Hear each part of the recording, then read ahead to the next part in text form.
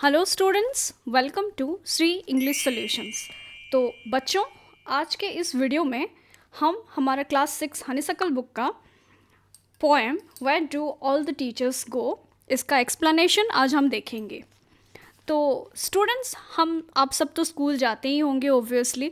तो स्कूल में जो टीचर्स हैं, आप लोग तो खैर अभी बड़े हो गए हैं, तो आपको पता होगा कि टीचर्स कैसे होते हैं, कहाँ पे रहते हैं, और उनके बारे में कुछ ना कुछ आपको पता ही होगा। बट एक छोटा सा बच्चा जो होता है, जो कि लाइक केजी में पढ़ता है, तो वैसे एक छोटे से बच्चे के लिए अपना टीचर जो है वो बहुत ही ज़्यादा स्पेशल होता है। वो बच्चा सोचता है कि मेरा जो टीचर है वो बहुत एक्स्ट्राऑर्डिनरी ह्यूमन बीइंग है, ये आम इंसान नहीं है, बहुत खास इंसान है।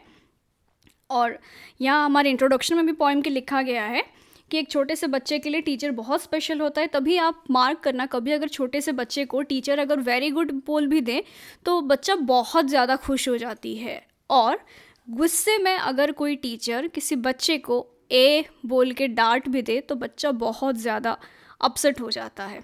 तो ऐसे ही एक छोटे बच्चे की पॉइंट ऑफ व्यू से यहाँ पे हमारे जो पोएट हैं पीटर डिक्सन, उन्होंने एक बच्चे की पॉइंट ऑफ व्यू से एक टीचर को प्रेजेंट किया है। उन्होंने हमें ये बताने की कोशिश की है कि एक छोटा सा बच्चा अपने टीचर को लेके क्या क्या सोचता होगा। तो चलिए देखते हैं कि वो बच्चा जो है वो क्या क्या सोचता है अपने टीचर को लेके। Coming to the poem, why do all the teachers go when it's 4 o'clock। तो वो बच्चा जो है वो पहले सोच रहा है कि जब 4 बजती है तो सारे के सारे टीचर्स कहाँ जाते होंगे। तो 4 बजती है, इसका मतलब यहाँ पे है कि बेसिकली बहुत सारे स्कूल्स क्या होता है, 4 बजे स्कूल की छुट्टी होती है। तो ऐसा नहीं कि बच्चा खाली घड़ी को देख के सोच रहा है कि 4 बजेगा तो फिर टीचर्स कहाँ जाएंगे। बच्चा ये सोच रहा है, इसका मतलब ये है कि बच्चा सोच रहा है कि जब छुट्टी होती है तो सारे के सारे जो टीचर्स हैं वो कहाँ जाते होंगे। Do they live in houses and do they wash their socks. क्या वो भी अब घर में ही रहते होंगे, ऐसे नॉर्मल घर में जैसे कि हम लोग रहते हैं, वैसे क्या टीचर्स भी ऐसे नॉर्मल घर में ही रहते होंगे। और क्या वो भी अपना सॉक्स धोते होंगे। तो मतलब बच्चा यहाँ पे ये इमेजिन करने की कोशिश करता है कि टीचर्स जो हैं वो वही ऐसे ही सेम कपड़ों में हमेशा तो नहीं रहते होंगे, क्या वो भी अपने कपड़े चेंज करते होंगे, क्या वो भी अपने सॉक्स मोजे धोते होंगे। Do they wear pajamas and do they watch TV. क्या टीचर्स भी कभी पजामा पहनते होंगे। पजामा पहनना मतलब यहाँ पे खाली पजामा को नहीं बताता, मतलब क्या टीचर्स भी अपने घर पे जाके अपने घर वाले कपड़ों में रहते होंगे, या फिर हमेशा वो ऐसे ही टिप टॉप यूनिफॉर्म पहन के ही रहते होंगे, ऐसा बच्चा सोच रहा है। And do they watch TV. और क्या वो भी कभी टीवी देखते होंगे, टीचर्स भी कभी टीवी देखते होंगे। And do they pick their noses the same as you and me. और क्या वो भी अपने नाक में उंगली करते होंगे जैसे कि आप और मैं करते हैं। मतलब कभी कभार नाक में अगर गंदगी आ जाती है तो उसको साफ़ करने के लिए छोटे बच्चे स्पेशली क्या करते हैं, नाक में उंगली घुसा देते हैं। तो वही बच्चा सोच रहा है कि जैसे आप और मैं अपने नाक में उंगली घुसाते हैं तो क्या टीचर्स भी ऐसे ही करते होंगे। Do they live with other people, have they moms and dads. और टीचर्स जो हैं क्या वो बाकी सबके साथ रहते होंगे, क्या उनके जो हाउस है उनके हाउस पे उनका कोई फैमिली होगा, क्या उनके भी मम्मी होंगे, पापा होंगे। And were they ever children and were they ever bad. और टीचर क्या वो भी कभी बच्चे थे, या फिर ये हमारे टीचर्स ऐसे टीचर बन के ही पैदा हो गए हैं, ऐसे बड़े होके ही पैदा हो गए हैं। और टीचर्स जो कि हमें हर गलत चीज़ करने पे डांटती हैं, तो क्या टीचर्स कभी खुद बुरे नहीं होंगे। Were they ever bad and were they ever bad, मतलब टीचर्स क्या कभी खुद बुरे नहीं थे। Did they ever never spell right. और क्या उन्होंने जब स्पेलिंग लिख रहे होंगे कोई भी वर्ड का और कोई भी सेंटेंस वो अगर लिख रहे होंगे तो क्या कभी उनसे गलती नहीं हुई है, क्या उन्होंने कभी स्पेलिंग मिस्टेक नहीं किया है। Did they ever make mistakes. क्या वो उन्होंने भी कभी कभार गलती की है, या फिर वो बिल्कुल कभी गलती करते ही नहीं है।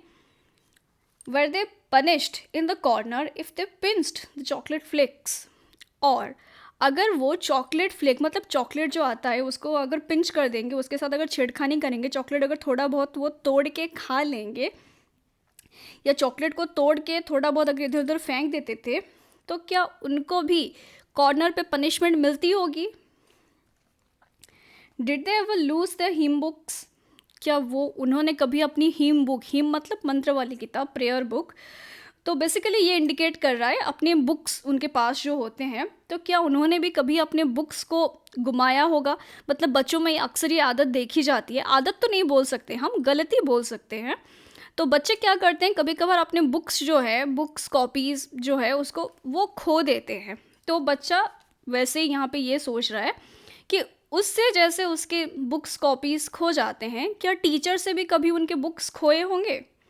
Did they ever leave their greens, और जब वो खाना खा रहे होंगे तो क्या वो भी सब्ज़ी छोड़ते होंगे। ग्रीन्स मतलब यहाँ पे सब्ज़ी, वेजिटेबल्स, कोई भी सब्ज़ी, करी जो हम खाते हैं उसको रिप्रेजेंट कर रहा है।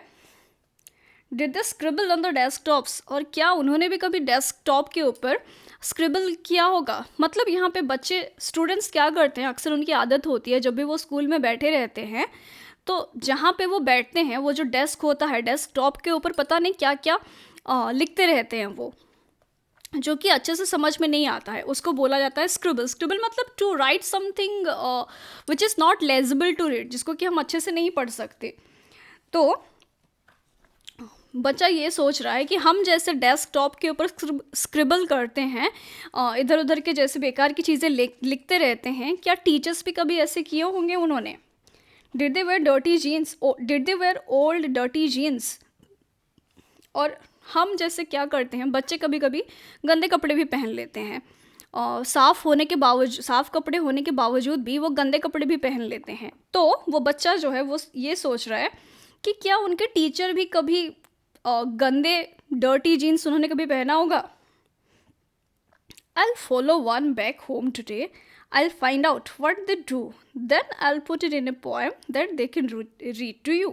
और फिर बच्चा सोच रहा है, एक दिन मैं एक काम करूँगा, जब छुट्टी होगी और कोई टीचर घर जा रहे होंगे तो मैं एक टीचर के पीछे पीछे जाऊँगा, एक टीचर के पीछे पीछे उनको फॉलो करूँगा उनके घर तक, और फिर मैं ये जानने की कोशिश करूँगा कि टीचर्स क्या कर रहे होंगे, टीचर्स क्या करते हैं, उनका नॉर्मल लाइफ, उनका डेली लाइफ कैसा रहता है, वो स्कूल से जाने के बाद क्या करते हैं, अपार्ट फ्रॉम स्कूल अपने घर में वो जो रहते हैं वो कौन से एक्टिविटीज़ करते हैं, घर पे अपने कौन सा काम करते हैं, ये मैं ढूंढने की कोशिश करूँगा। Then I put it in a poem, और फिर जब मैं उसको ढूंढ लूँगा कि टीचर्स घर जाने के बाद क्या क्या करते हैं, तो उन सब चीज़ों को मैं फिर से एक पोएम में लिखूँगा, और फिर क्या होगा, that they can read to you, और वही पोएम को टीचर फिर तुम सबको क्लास में पढ़ाएंगी, सुनाएंगी, और तुम सबको उस पोएम को समझाने की कोशिश करेंगी। तो ये तो हो गया हमारा poem where to all the teachers go.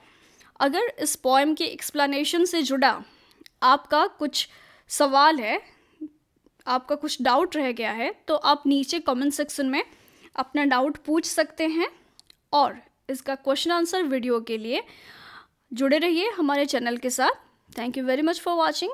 Please subscribe our channel if you haven't till now.